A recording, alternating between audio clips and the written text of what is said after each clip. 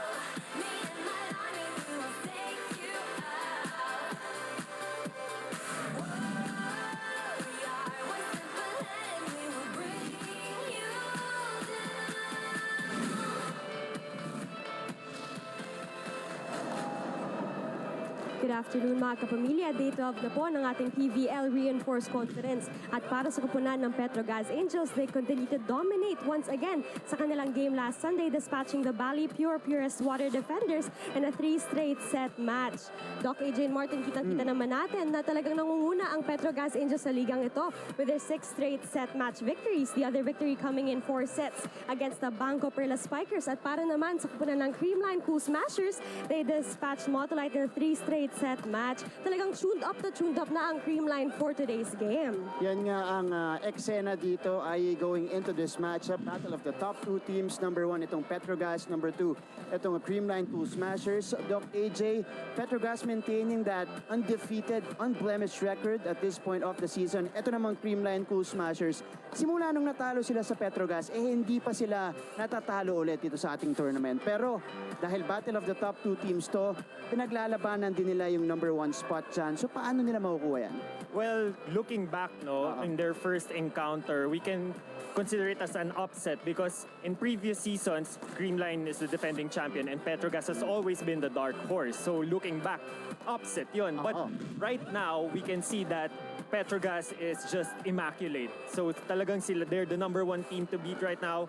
It's all those conferences that they're not getting the championship, but they stuck with each other.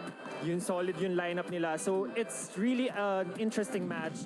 How the Creamline Cool Smashers will be able to exact their revenge from last time. And very much dominant si Salas, as we all know, for Petrogazz. Her connection with Cheng has been really the biggest factor in the run of Petrogazz right now. So it's very interesting to see how Creamline will stop that. Maganda nga ang ating magiging laban ngayong hapon na ito at matagal na ring inaabangan to ng ating mga fans, mga volleyball fans dito sa Pilipinas. Gayon din online. So Ayi, paano ba sila sasali sa ating usapan dyan? Mga kapamilya, tweet us at ABS-CBN Sports at gamitin ang hashtag na PVL2019 for your comments and insights on the match. You may also check out our exclusive photos and videos via our Instagram at ABS-CBN Sports. Make sure you keep up to date about all things on the Premier Volleyball League by following the country's #1 sports website, sports.abs-cbn.com, and also make sure to like, follow, and share our official Facebook page, which is now close to 1 million likes and followers. Ayan, maraming salamat. I will get to your stories later on in the game. But for now, mamaya mga kapamilya, pag-uusapan na natin ang parehong kupunan at meron din tayong ilang players na makakapanayam dito sa ating panel. So huwag kayong aalis, magbabalik ang PVL 2019.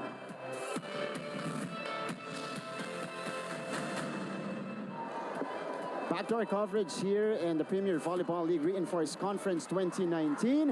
And both teams at midcourt already. It is going to be Petrogazz Angels versus the Creamline Cool Smashers here in round 2 ng ating elimination round. At kausap niyo pa rin dito si Martin Javier kasama si Doc AJ Pareha. At ang pag-uusapan muna natin ngayon, itong Creamline Cool Smashers na natalo ang Motolite sa kanilang huling laban at tinalo nila ang Motolite sa 3 sunod-sunod na sets. A perfect setup, really, a perfect preparation for them going into this matchup. Yeah, and as we can see, Creamline Cool Smashers, not an easy task with Motolite having 2 very recognized coaches and roster of players, but they were able to hold them at bay in just 3 straight sets, and it's pretty obvious that the game was for Creamline. They won spikes, they won aces. The only silver lining for Motolite in that match was their blocks 9-2 and the receptions, but all the other scoring skills, it's just a story for Creamline. And that is a 6th straight victory dito sa ating tournament para sa Creamline Cool Smashers. Ang kasama naman natin ngayon, ang maghahaligi ng depensa para sa Creamline Cool Smashers, itong kanilang libero na si Kyla Atienza. Kyla, ayan, maraming salamat sa pagsali dito sa aming panel. Pero Kyla, alam naman natin, marami kang sasaluhing bola ngayon. Opo. Salas, Johnson, tsaka yung ibang local players ng Petrogazz. Paano nyo pinaghandaan yung ganyang firepower? Syempre po, ang unang training po talaga namin is service. And then next po yung defense para makahabol din po kami sa rallying. Alam naman na po natin na lalaban po kami dito. So rally, gano'n. Yun po. Yeah, Kyle, we know that nung first encounter nyo with Petrogazz, dominant win sila over you guys. Aside from ngayon na nasa inyo na si Coach Tai, ano yung different that we will expect from the Creamline Cool Smashers laban sa Petrogazz? Knowing Coach Tai po, sobrang intense po lagi nung training po namin. And yun po, ang lagi lang naman po sinasabi sa amin is happy-happy. Even though magkamali man, basta i-set aside na lang yun. Yun po. Quick update lang, kaya bago ka namin pabalikin sa inyong warm-ups nung naging atmosphere nyo sa trainings going into this game against the Petrogazz Angels. Naging mas masaya, tsaka mas confident po kami ngayon. And sobrang siguro po, naging challenge po sa amin yung naging pagkatalo po namin nung first round. So, yun po, mas naging ano po yung fighting spirit po namin. So talagang natatandaan nyo yun? Opo. Ayan, okay. Kayla, maraming salamat sa pagsali mo sa amin dito. There you go, that is the libero of the Creamline Cool Smashers na si Kyla Atienza. At ang tinalo nga nila nung huling laro, itong Motolite. And one of the factors why, or biggest factors why, is because of the double-double performance neto ni Eliza Valdez. She is helping out the reinforcements here, Doc AJ, big time for Creamline. Yes, Martin. What's very interesting kung ano yung expect natin kay Eliza Valdez in this match. More than the team, syempre may personal vendetta si Eliza Valdez against the Petrogazz Angels because she was subbed out because of an ankle injury in their last encounter with Petrogazz. So, I'm excited what Eliza will unleash against the Petrogazz Angels. Opensa, depensa, tama ka. Exciting nga yung makikita natin sa isang motivated na Eliza Valdez going into this game. Ito po si Eliza Valdez, the phenom on your screens, 100% ready to go here in our second game today. Pero susunod naman na po nating pag-uusapan ang kanilang makakalaban, the Petrogazz Angels, after this break.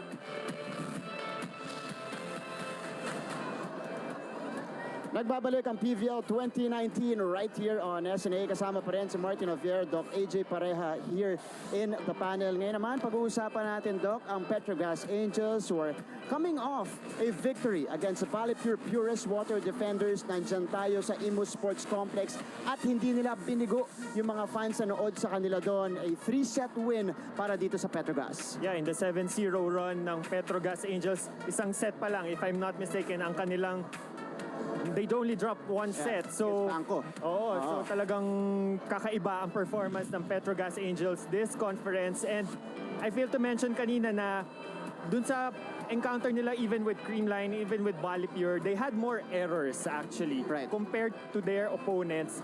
But we see it even in international level na even top teams are committing more errors but they're still winning. And it just shows how aggressive the play of Petrogazz Angels, and has worked wonders for them in this tournament. That's right, they have been the most dominant team here in the tournament at makakasama natin ang isa sa mga rason kung bakit 7-0 ngayon ang Petrogazz Angels. Nandito ang leader ng kanilang depensa na si Sien Cruz. Sien, welcome to the panel here.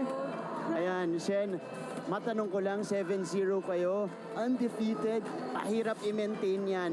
How are you guys approaching this match? Kasi ang dami nakaabang dito, highly anticipated at punong-puno yung ating venue ngayon. Well, gaya nga ng sinabi ni Coach sa amin, sinasabi niya sa amin na every game, dapat one game at a time lang kami. So yun lang, no pressure, maglalaro lang kami.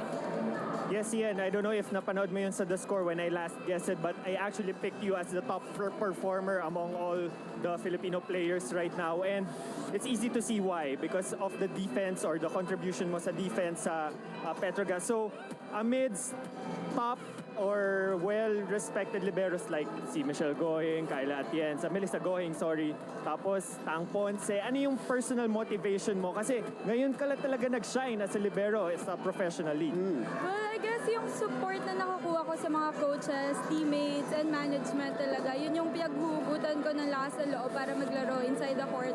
So yeah, very motivated naman lahat, especially including me sa loob ng court.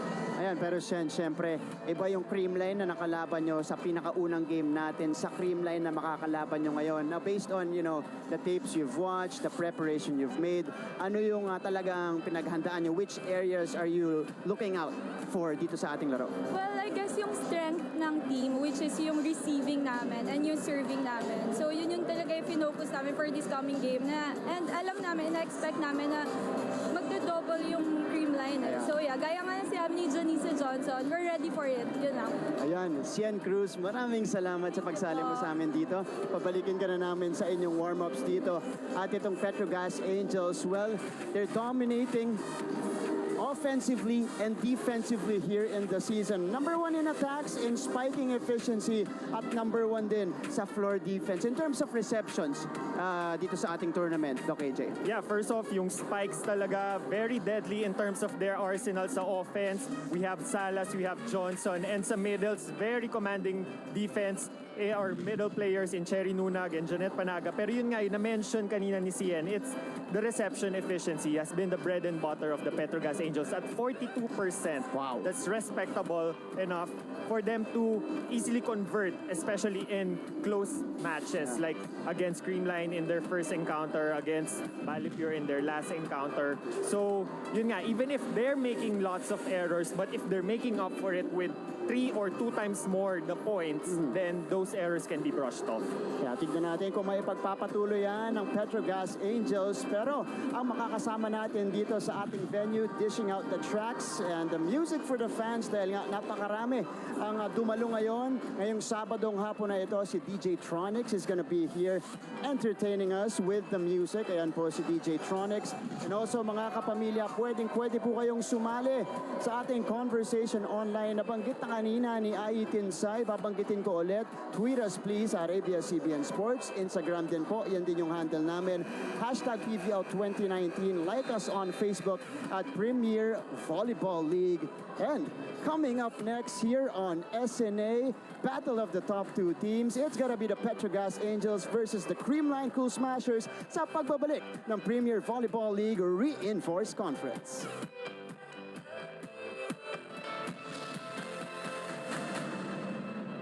Presenting our national officials for this match.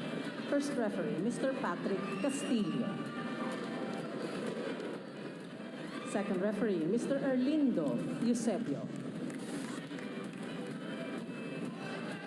Let us welcome our starters from our Petrogazz Angels.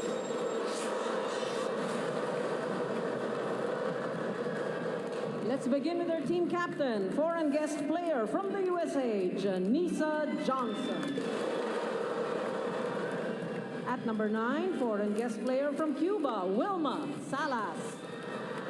Wearing jersey number 1, Cherry Rose Nunag. At number 2, Janelle Welch Cheng. Number 6 is Jeanette Panaga. And number 8, Maricar Balwalwa. Libero, number 18, Cien Cruz. Head coach, Mr. Arnold Lanyo. Calling on our defending champions, the Creamline Schools Masters. Team captain, number 2, Alyssa Valdez. Wearing jersey number 5, Risa Sato. Number 7, Michelle Gumabao. Number 12, Julia Melissa Morado. Number 18, foreign guest player from Thailand, Kutika Kaupin. And number 18, foreign guest player from Venezuela, Alisar Blanco. Libero, number 22, Melissa Gohin. Head coach, Mr. Anisor Kai Bundit.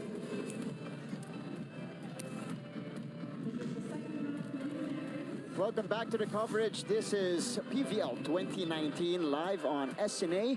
Ang mga magsisimula para dito sa Petrogazz Angels led by their reinforcements and 2 of the top 3 players na nasa taas ng ating spiking efficiency rating, Janisa Johnson and Wilma Salas, that will complement them. Nandyan si Panaga Nunag, nandyan si Cheng to do the playmaking. Cien Cruz para sa libero.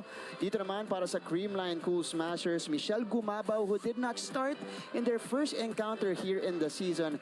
A big change right away for Coach Tai Bundit. Tignan natin kung napaghandaan niya ng Petrogazz Angels. But this is the second game of the day on a Saturday afternoon. Set number 1 between the Angels and the Cool Smashers. We are live right now on SNA, and the Petrogazz Angels will draw first blood here. Wala dyan sa regalo, Wilma Salas. So, Petrogazz Angels really struck gold with their imports. Ang ganda ng pag-complement ni Johnson tsaka ni Salas sa isa't isa. No? So, si Salas, siya yung first open. Kasi meron din designation even yung open spiker. So, Salas is the first open. Janisa Johnson is the second open. Both are very efficient in passing, but Salas is more expected to do a lot of the points. Because up front, siya yung kasama niya si Cheng as the setter, while Janisa Johnson is expected to be more of the defensive Now, if you're contribution. Creamline, Doc AJ, how do you prepare for that kind of firepower? Kasi intimidating na yung presence nila dyan, but when they strike the ball, hindi naman biro yung 52% and 44% spiking efficiency. How do you prepare for that? Well, Creamline Cool Smashers, di sila nagkukulang sa height, no? So they have an import in Blanco who is very much dominant with their height in the middle. So ang goal for the Creamline Cool Smashers, they're good at serving. So it's about targeting or putting those serves in well-placed areas para at least ma-eliminate na sa equation yung quickers nila, si Panaga tsaka si Nunag. So they can focus more their block on the wings. Pero sa Petrogazz Angels naman, nabanggit natin kanina in the pregame, the errors, they have to be lessened here in this match against Creamline. Service error kanina mula kay Jeanette Panaga, and Kaupin able to put it down. So with regards naman sa errors, no, even if Petrogazz Angels is doing a lot of errors in their match, we see that they only dropped one set all throughout the league, no. We see it even in the international level, ongoing ngayon yung VNL or yung parang former Grand Prix when it comes to FIVB, and you see some of the leading teams like Italy, they do a lot of errors, but they're very much dominant in the game. So as long as all bout numbers sa volleyball, if you're making one error but you make up for it with 3 points, then you're still on a positive side.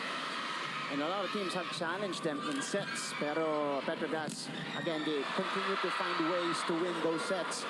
Pero kanina, not-deny si Will Masalas. The rally will continue here. It is 42 to the Creamline Smashers. That is a Petro hit coming from Janisa Johnson. Now, what I like about Janisa Johnson is she's not the tallest sa mga imports, but she makes up with it with athleticism and really good fundamentals. You see, she was the one who got the first ball and she winded up for the pipe attack and scored. Matalino rin talaga umatake itong si Janisa Johnson. Here is Morado. They go to Gumabaw. And Michelle Gumabaw able to convert on that spike. 5-3. So over naman sa Creamline, very crucial din yung magiging performance ni Michelle Gumabaw right now. She has the height for the block, and of course, ang kanyang block is Salas and si Johnson from the left side of the petrogazz.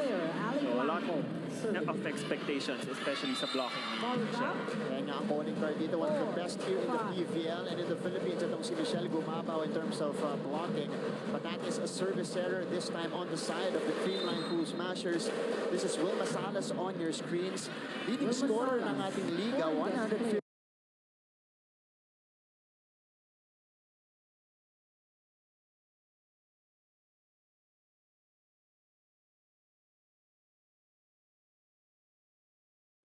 Points, and that is good for almost 22 points per game. At parang binati ko yon dahil nag-service error itong si Will Masalas. 6-4 is the count here, so Pool Smashers able to maintain the 2-point lead. Nung kanilang unang laban, sila lagi yung naghahabol doon, AJ, so this is a good sign for them. Gumabaw. Sinagot naman yung service error doon. We've had a lot so far sa panimula ng ating laban na both teams trying to shake off the nerves dito sa set number 1. Serving for Petrogazz. Cherry Lunat. Inangat ni Gohing. Gia Morado. They go to Tao Kaupin. Cheng was there. Ball is still up. Itatawid ni Janelle Cheng. Gohing. Morado with a 1-2. Morado, the 1-2 play. So Gia Morado seeing that Cherry Lunag was not yet in good position. Then nag-scramble pa sila ni Cheng sa pag-over ng bola. That was quick reaction coming from Gia Morado, placing it perfectly as well. Auko Pin. Reinforcement from Thailand, now serving. Inangat ni Sian Cruz. Janelle Cheng. Kai gets denied at the net. The blocking of Creamline so far working here in the opening set. We go to our first technical timeout, but Pool Smashers up by 3.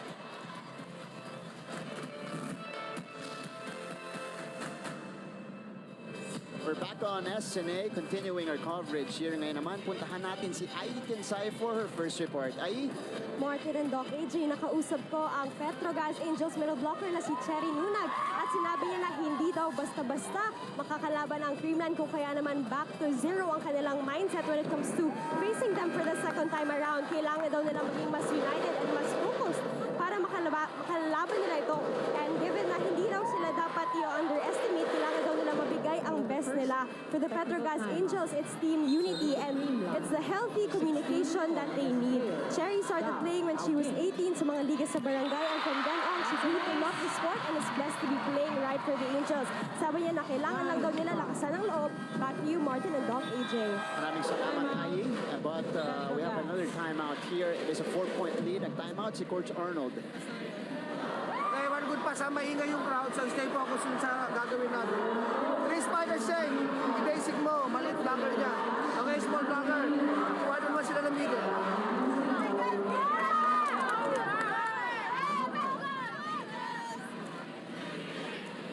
Yan si Coach Arnold on your screens, barking the instructions there. Pero balikan natin yung report kanina ni Ai Tinsay. That's what you like about the Angels. They're undefeated. Siyempre, at some point makikikin yung complacency. Pero dun sa mga trainings nila, dun nila hinahambol yung sarili nila, taking on the challenge of, continuing that streak here in the conference. Yeah, and especially at this time of the tournament, midway second round, very crucial each game kasi yung tamang timing ng peak Right. is on the second round, and that's very much important kung gusto mong umabot tuloy-tuloy yung momentum mo sa Final Four and Finals. Kaya nga yung sinasabi natin, iba yung nakalaban nilang Creamline sa ngayon dahil syempre mas nag-gel na itong Creamline, well, they got more acquainted with their reinforcements. As we see here, Eliza Valdez go off the block. It is a 5-point lead now for the pink shirts. Oh, and services coming from Tao Cao Pin. 11-5. An 11-5 start by the Creamline Cool Smashers. And it's a good position yung target ni Gawin. That's what we were talking about a while ago. She's targeting the seam between Johnson and Salas, forcing Johnson to pass from her right side para mas mahirapan siya sa pag-approach niya. But that time they got a good first ball from Wilma Salas. Janessa Johnson able to elevate and put it down. This was the receive. Janelle Cheng inuntahan si Johnson then got through the two blockers as well. Yun yung sinasabi ni Coach Arnold sa timeout kanina na shorter yung blocker ni Johnson up front in Gia Morado. So just what she did is go over the block of Gia. Valdez. That was not over rather, I believe. So it is two straight points here for the Petrogazz Angels, cutting the lead down to 4. And Kai Balwalwa, naglaro para sa NU ng college, will now serve the Petrogazz Angels. And Kai overcooks the serve. Another service error here coming from the Angels. Really not helping their cause dito sa ating set number 1. Yun yung mga errors na medyo mahirap bawiin in terms of points din, especially yung service errors. Because if it's attack errors, it's obvious if they're trying to be aggressive. Then straight gimme na yan para sa kabilang koponan. And again, Creamline checks. Wilma Salas that time, pag-throw hit yung kanilang kinuha doon. Look at this block. Adi Blanco. Abang na abang, payong na payong. Doon kay Wilma Salas. That will be a big confidence booster dun sa Creamline Cool Smash. So far in the first set, it's been their blocking that's really giving them the lead. Kaming Mercado checks in for the first time. A player who did not play in their first encounter here in the reinforced conference. Chisaet pumasok na rin para kay Chang. The connection between Saet and Johnson is successful. And we all know naman yung recognition of Juan Chi Saet na talagang I'm sure Janelle Cheng is learning a lot from Chi right now. Johnson. Cao Pin with the pickup. Morado! Wow! Disguising that 1-2 play. And look at this play. Another G amazing play coming from Gia Morado. Looked like she was going to set it up to Blanco, but instead went for the 1-2. It just so happened na paatras pa lang si Cian Cruz. Salas overshoots that one. And the Cool Smashers able to build a 7-point lead, 15 serving 8. Well, so far, yung errors ng Petrogazz Angels, they're not making up for it with positive points. Right. We haven't seen this often. Baba ang Petrogazz Angels ng malaki sa isang set. Saet pupunta sa gitna, Panaga, andun si Morado. Gumabaw. Through the blockers, and Michelle Gumabaw sends us to our second technical timeout. Doblihan po ang ating score for the Cool Smashers.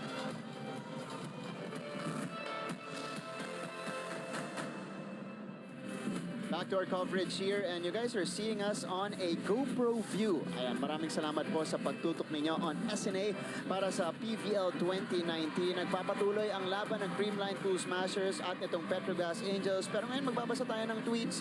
Itong si Ian Yel, parang ayokong manood ng laban, gusto ko nalang pakinggan ng boses ni Kuya AJ. Ayan, pwede mong gawin yan. Kuya AJ, Pero enjoy the game pa rin naman. Enjoy the game while listening to Ate Martin. Oo, tama. Ito naman si Sasas Scarlett, Battle of the Top 2 Teams. Maganda to, ang pasa na nanonood mula dyan sa Antipolo City. Maraming salamat po. Hashtag PVL 2019. Si Joey Escalabana naman, nakasuporta sa Petrogazz Angels at kay Wilma Salas nang galing dyan sa Bacolod City. Maraming salamat po sa pagtutok niyo sa ating coverage. We hope you are enjoying the action here. And Doc AJ Pareha, Sir Martin Javier, so much kilig in this panel. Diyos me. Ganun ba yung basahan niya? Ayan. Diyos me. Ayan. Si Jace naman. Ito na, the most anticipated match in the PVL Reinforced Conference 2019. Tama ka dyan? Petrogazz versus Creamline. At sumusuporta siya para sa Cool Smashers. Hold on, petrogazz. And why not? The Cool Smashers here, well, they've built a 10-point lead. 18-8 dito sa ating set number 1.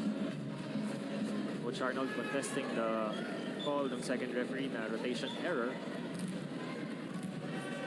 That was a free point for the Cool Smashers. So Gia Morado will serve it up here. What a run here by the Cool Smashers in set number 1. Salas, inangat. This is a free ball for Creamline. Gia. Oh, Blanco puts it down from the middle. Gia Morado seeing the advantage of Blanco over Panaga at that moment. Towering over the blockers there is Ali Blanco. To the delight of Risa Sato here, another timeout by the Angels. Okay? Come on. Focus, focus! Tara, one stop lang tayo. One stop. Siya, 1 minutes. One stop lang tayo.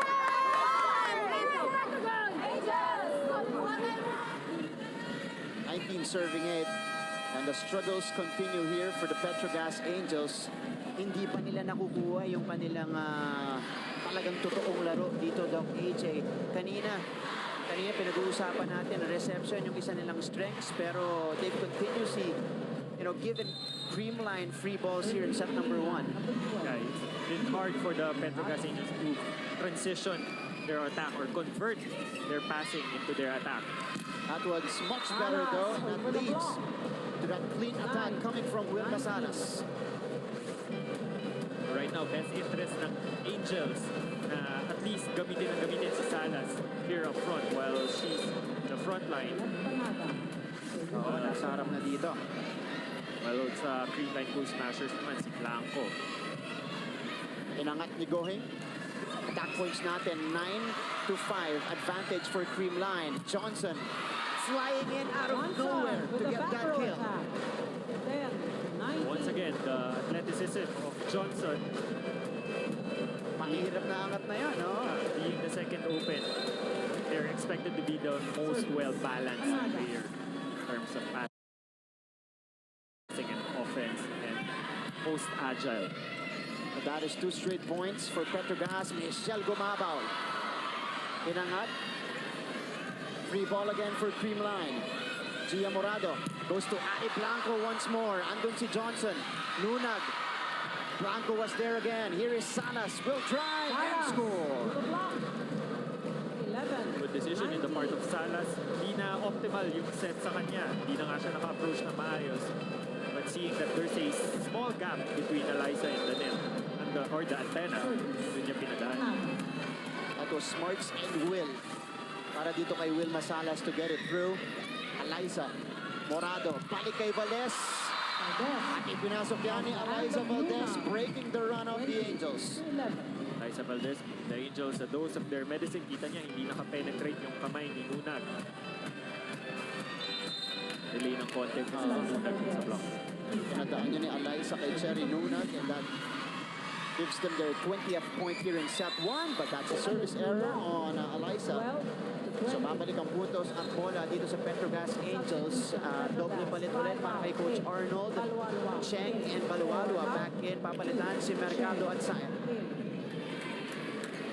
Or Janelle Cheng. Coach Arnold looking for his starters to make something out of their situation right now. They're trying to climb this mountain. An 8-point lead. Oh, Ali Blanco again with an emphatic hit.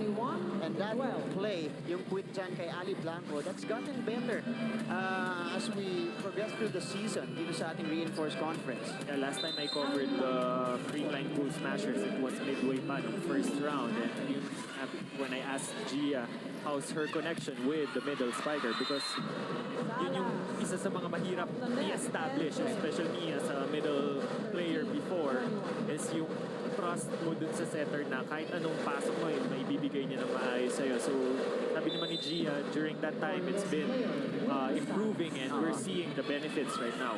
Ali Blanco has been one of the leaders in scoring for Creamline in the past few games. Hindi umabot yung tira dyan ni Risa Sato. So, 7-point lead binaba ng petrogazz ang lamang. Wilma Salas to serve. Targeting Valdez. Nice reception by Valdez. Sets up Gumabaw. Andun si Salas. Cheng to Salas. Smart play. But Valdez able to pick it up. And let's see, 4 touches ang itinawag sa 4 Creamline. touches. Called the Creamline. Probably the first 2 nung gumapang yung bola papunta kay Eliza Valdez. Trying to roll someone's shoulder. This was the drop by Salas. Ayun yung una. Ayun yung pangalawa. Yung second and third contact was between Michelle and Taupin.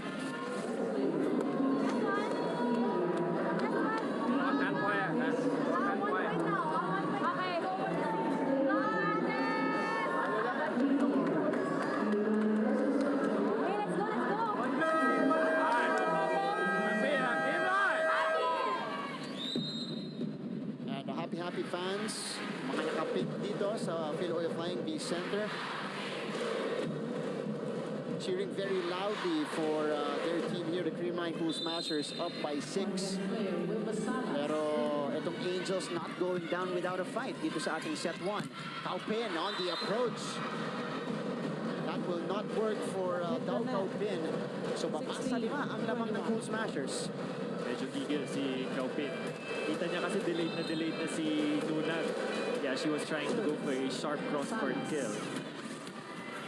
Salas gets it in. Morado. They go back to Dao. And Dao bumawi agad para sa Creamline. 22-16. Taupin just hitting with an outstretched arm, going for the down the line. And was able to avoid Balwalwa as well on that spike. So this is Gemma Galanza serving it up here for the Cool Smashers. They're up by 6, 22-16.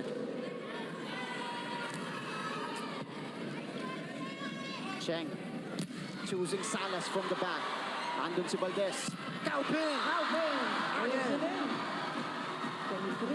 23-16. And now Taupin with back-to-back hits, back-to-back points for the Cool Smashers. Once again, ngayon, she made sure that she's gonna hit it high, targeting the cross court.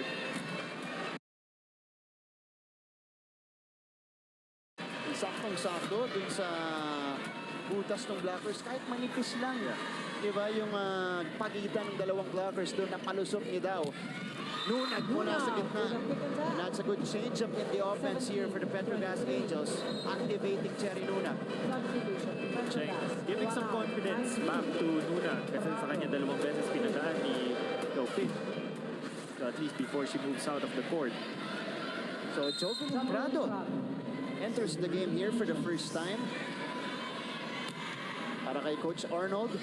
Valdez. Morado with a 1-2. The pancake. Hindi daw, tumama muna sa sahig yung bola. So puntos. Mula na naman dito kay Gia Morado. Third 1-2 play converted by Gia.